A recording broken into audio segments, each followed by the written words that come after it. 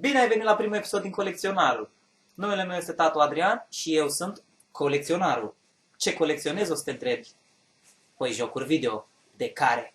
De toate. Acest canal este scuza mea Stai degeaba toată ziua. să fac review-uri la jocuri și console pe care le colecționez. Și dacă aveți sugestii legate de jocurile pe care vreți să le vedeți, nu uitați să le lăsați în secțiunea de comentarii. Și destul cu introducerea asta, hai să intrăm direct în joc. Super Mario 64 pentru Nintendo 64 It's me, Mario! era titlul pe care trebuia să-l ai neapărat dacă aveai o consolă Nintendo 64. Da, Uite, și noi l-avem. Da, Ana, l-avem.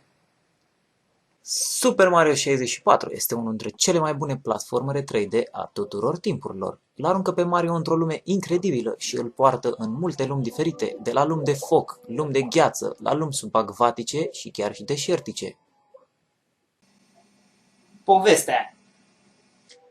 Povestea jocului pentru cei ce nu sunteți familiarizați cu Mario. Prințesa Peach îl cheamă pe Mario la castel să-i dea un tort, dar la sosire Mario este întâmpinat de un mesaj anunțându-l că Bowser a preluat controlul și a răpit-o pe prințesă, totodată furând toate stelele puterii castelului și închizându-le în diferite tablouri ce reprezintă lumi diferite. Mario trebuie să intre în fiecare și să reușească să câștige 6 stele cu temă plus una ascunsă. Trebuie să câștige un minim de 75 de stele ca să poată intra în ultima lume și să îl înfrunte pe Bowser. Bowser se ascunde în spatele a 3 uși, fiecare cerând un număr anume de stele. Îl înfunzi pe Bowser de 3 ori, ceea ce nu este foarte complicat. Primele 2 dăți trebuie să îl apuci de coadă și să îl arunci într-una din bombele de pe margine și asta este. A 3-a și ultima oară trebuie să îl arunci de 3 ori în bombe. Și cu asta reușești să îl arunci pe Bowser și să salvezi prințesa. Grafica. Lumea lui Mario nu arăta niciodată mai bine. Pentru ora actuală aș putea spune că grafica nu se menține, dar reușește. Chiar de la început suntem întâmpinați cu fața lui Mario și ne sunt demonstrate capacitățile superioare ale Nintendo 64-ului de grafică prin poligoane de care este în stare. Bineînțeles, capacitățile superioare pentru timpul lui. Fiecare lume are propria temă și arată incredibil.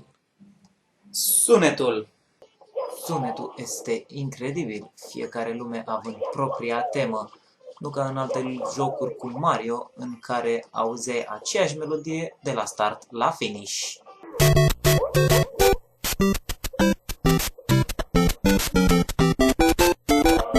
Doar ascultă puțin aceste sunete și spunem că nu merită să fie în lista ta de melodii. Oh, da. Sunetul de 64 de biți. Awesome. Gameplay. Și mă atacă unul mare.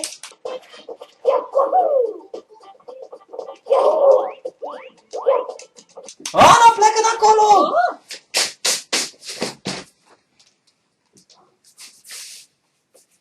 Să ne întoarcem la gameplay.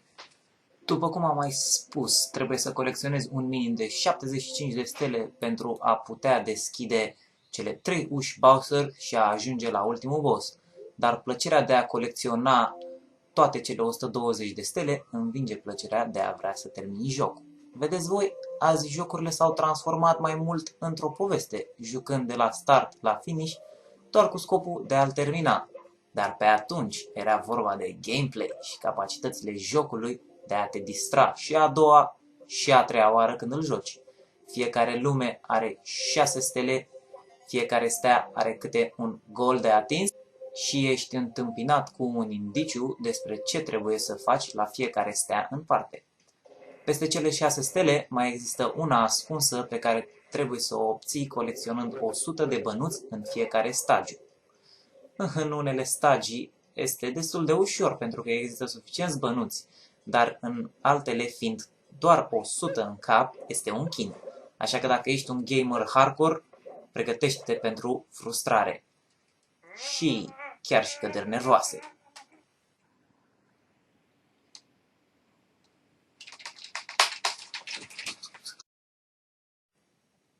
peste cele 7 stele din fiecare lume mai există un total de 10 stele ascunse pe care le poți obține în afara lumilor, adică în castel. Odată cu progresia jocului poți descoperi tot în castel switch-uri ce eliberează cele 3 power-up-uri care apar pentru prima dată în lumea lui Mario, făcându-ți progresia mai ușoară. Căsuța roșie pentru o șapcă cu aripi ce îți permite să zbori, căsuța albastră ce îl face pe Mario invizibil și căsuța verde ce îl transformă în metal și îl face invincibil. Lungimea? Lungimea jocului este foarte bună, indiferent dacă ești un gamer casual și vei alege calea ușoară, adică după 75 de stele să termini jocul, sau ești un hardcore gamer și vei strânge toate cele 120 de stele. Jocul îți oferă 10 ore de gameplay pentru prima variantă, iar pentru a doua, depinzând de cât de bun ești, poate să dureze peste 15 ore. Și pe lângă asta, valoarea de replay este foarte mare. O să vrei să te întorci să salvezi prințesa. Oh, da.